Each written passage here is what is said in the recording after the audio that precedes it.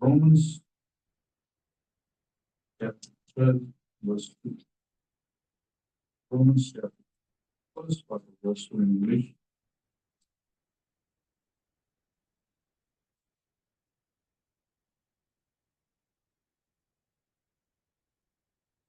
Romans 12, 2.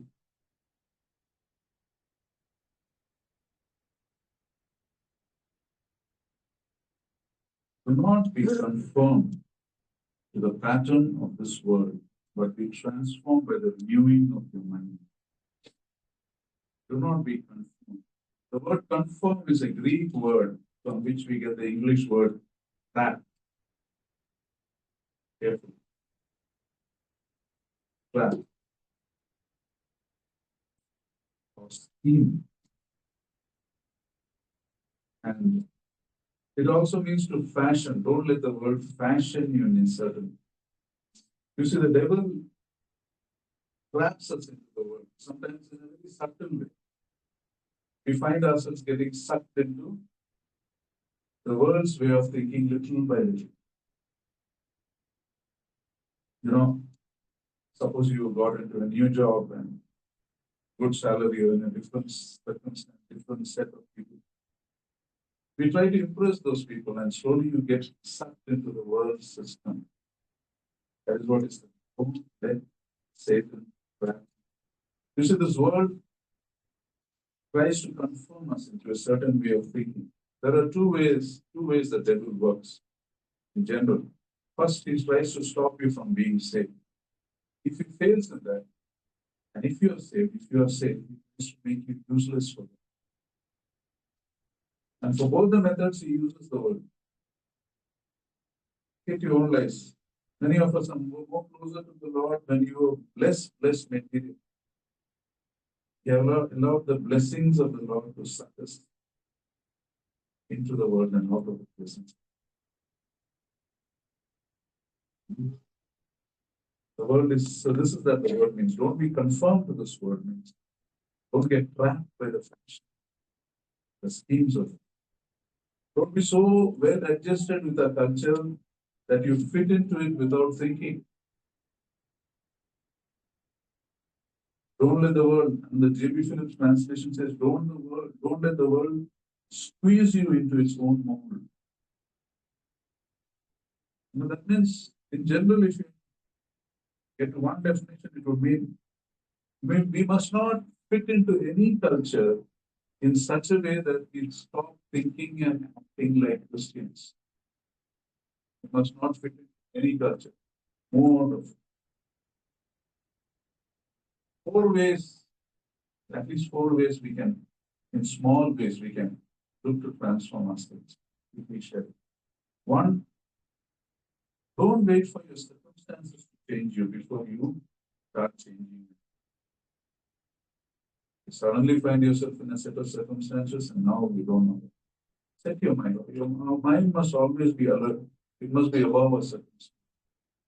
Alert to the things that come into your life, alert to the friendships that come into your life, alert to the compromises that you may be called to make something. Second, stop believing that you can't control your thoughts.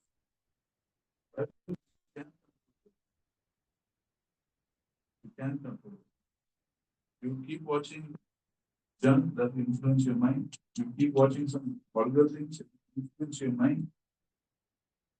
What you think influences you. The Bible tells us to think of good things. Think of the things above. That means you can choose what you want to dwell on.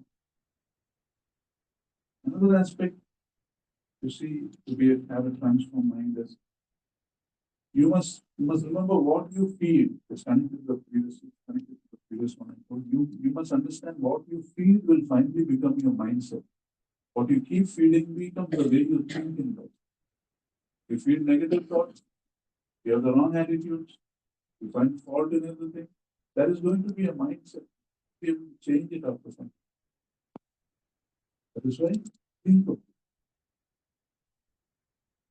You know, when you got to be careful what you feed into you. And the fourth aspect for the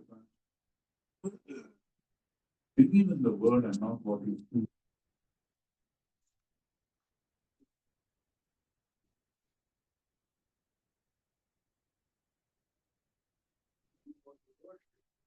Whatever it is, the word of God alone. Even if you don't feel like having to fight that, go into the fight. Go have a fight. You should not get into any culture. Right? That is what it is. No? Conform to the fact. Transform by the Word. Then you will be able to know what God's will is, what God's good and pleasing will is. So even as we take part in this emblems, let us remember that there is a world that is trying to trap us into its way of thinking. Satan uses the world, but we have a power greater than the world that is dwelling within us. We've got to use that power to break out of that mold, to refuse to live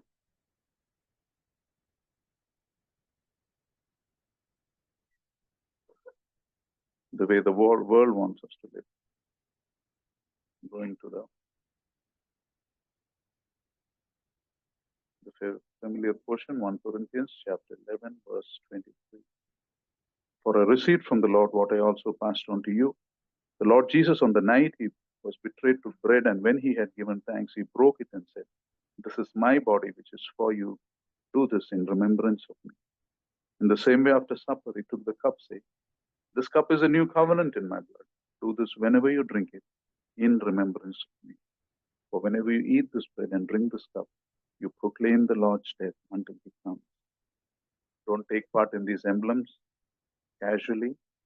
Take part in it if you're serious in your relationship with God. This is not a ritual. It can cause great harm if you take it with the wrong behavior and attitude. You must be right in God's sight.